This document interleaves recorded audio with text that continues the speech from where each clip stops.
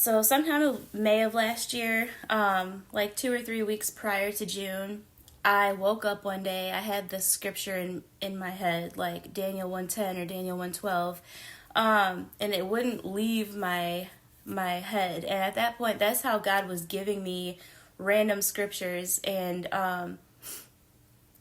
sometimes He still does that, but He was doing this like almost every day when I bought my Bible last year. So I like stayed in the Bible, but I didn't know anything about biblical fasting. I had never read the book of Daniel.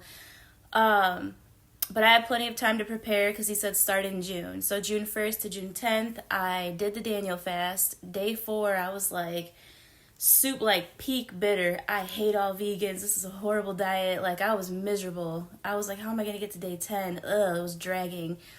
But then day 5, I woke up and I was literally like filled with joy, like a euphoric feeling. And I was like, there's no science to explain what's going on here. Like I dreaded the rest of the fast, but I committed to it, so I had to. And then the next day, literally, like it was like a breakthrough of being freed from bitterness. So the next day after the fast was over, I heard cover your head. Didn't know why, but I'm just like at this point saying like this is God talking to me. I'm just gonna do what the little thought voice tells me. So I start draping a little blanket over my head when I pray or write in my prayer journal. And then I did that till like the end of September. And then he said, cover your head all the time when you leave.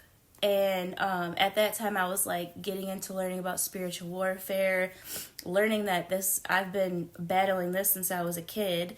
And I just always thought I was like anxious or overthinking and stuff. But I started wearing a hoodie outside all the time, which is with my hood up. It wasn't a big deal. And then after Thanksgiving, he was like, no, I want you to veil. I never knew what veiling was. I never knew like the lady with the praying hands. I thought that was like Jesus's mom. So then I like went into this rabbit hole learning about what veiling is and why people do it. And that it's been around since before like Muslim women wore hijabs and stuff like that. So I bought veils, but I asked God, like, why are you having me do this?